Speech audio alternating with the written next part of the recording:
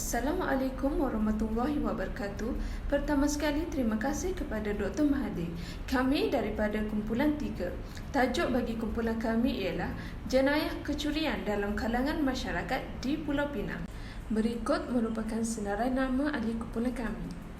Baiklah, seterusnya adalah pengenalan. Mangsa ni dia bermaksud orang yang mengalami penderitaan secara fizik, mental dan kerugian ekonomi akibat kejahatan. Jenayah pula membawa maksud kesalahan yang dilakukan oleh seseorang individu dengan niat hendak melakukan kesalahan itu. Manakala mangsa jenayah pula membawa maksud kepada seseorang individu yang menjadi mangsa kepada jenayah akibat disebabkan faktor lain yang terdiri daripada dua komponen, iaitu manusia lain yang lazimnya disebut sebagai mangsa pembuatan jenayah dan peristiwa alam yang lazimnya disebut sebagai mangsa bencana alam. Mangsa jenayah ini dia boleh menjadi individu ataupun kumpulan yang menderita akibat sesuatu tindakan yang mengakibatkan berlakunya kerugian, di mana kerugian ni dia boleh berlanjutan kepada keluarga dan juga orang di sekeliling mangsa lah. Dalam kajian ini, mangsa jenayah yang dipilih oleh kumpulan kami adalah berkaitan dengan kecurian. Kecurian membawa maksud sesuatu perbuatan mencuri, iaitu mengambil sesuatu harta yang berada di dalam milik orang lain dengan niat tidak jujur tanpa kerelaan pemilik harta berkenaan. Kesalahan mencuri ini boleh dijatuhkan hukuman menurut Kanun Keseksaan Malaysia yang telah diperuntukkan di dalam Seksyen 379, Seksyen 379A-1, Seksyen 380, Seksyen 381 dan Seksyen 382.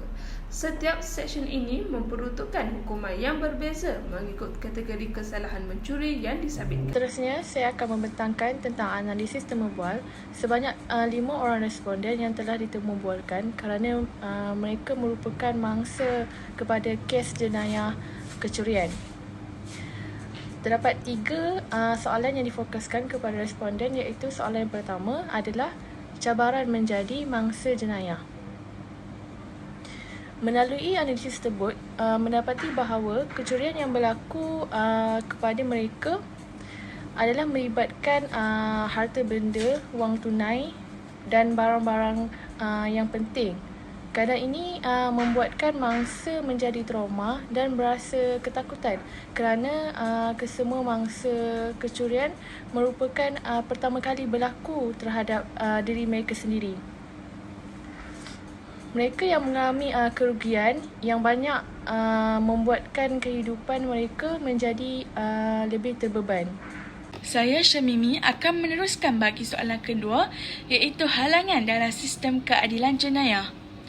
Sistem keadilan jenayah ialah sistem penguatkuasaan undang-undang yang melibatkan penahanan, siasatan, pendakwaan, pembelaan, hukuman, pemenjaraan terhadap penjenayah. Sistem ini memberikan jaminan keselamatan kepada masyarakat. Pihak yang bertanggungjawab untuk melaksanakan sistem ini terdiri daripada komponen sistem keadilan jenayah ialah polis, pendakwa rakyat, mahkamah dan penjara. Halangan yang wujud dalam sistem keadilan jenayah ialah tiada bukti yang kukuh tentang pengesanan cap jari dan kriminalita tertutup dalam mengesan penjenayah. Hal ini telah menyebabkan pihak polis tidak dapat melanjutkan proses siasatan dan menutup kes tersebut.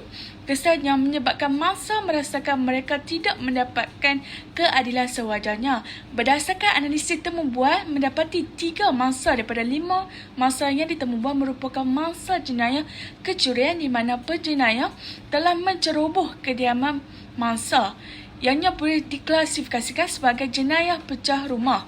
Selain itu juga, kecurian kenderaan di kawasan pesaraya juga menyebabkan polis tidak dapat membantu mangsa kerana tiada kamera tertutup di kawasan letak motosikal yang dapat membantu mangsa.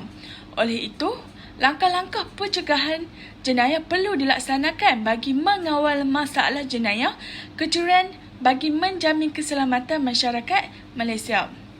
Akhir sekali, halangan sistem keadilan jenayah ialah sikap mangsa yang tidak mahu memberikan peluang untuk dibantu. Hal ini dikatakan demikian kerana mangsa tidak berani dan malu terhadap diri sendiri di atas kesalahannya kerana terlalu mempercayai orang lain serta mangsa takut laporan yang bakal dibuatnya tidak diterima oleh pihak polis. Perkara ini menyebabkan mangsa tidak membuat laporan sekaligus menghalang pihak berwajib untuk menegakkan keadilan terhadapnya. Akhir sekali adalah keperluan apabila menjadi mangsa jenayah. Setiap mangsa yang menjadi korban kepada kes kecurian ini memerlukan keperluan dari segi keperluan sokongan, perlindungan, keperluan maklumat. Sebagai contohnya keperluan maklumat adalah pihak yang berwajib perlu memberikan maklumat berkaitan sumber-sumber bantuan dari segi perkhidmatan, dari segi bantuan kewangan dan sebagainya.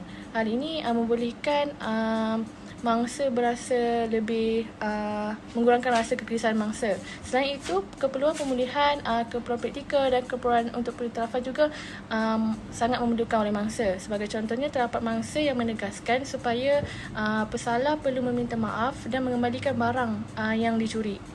Oleh itu, mangsa memerlukan keperluan ini. Keadaan ini kerana mangsa menjadi tertekan dan sentiasa berasa takut atas ancaman keselamatannya. Oleh itu, mangsa memerlukan pelbagai keperluan untuk mengurangkan rasa kegelisahan dan ketakutan yang dialami oleh mangsa, sekaligus membuatkan mereka merasa dilindungi dan menjamin keselamatan. Sekian, terima kasih. Itu sahaja daripada kami. Sekian, terima kasih.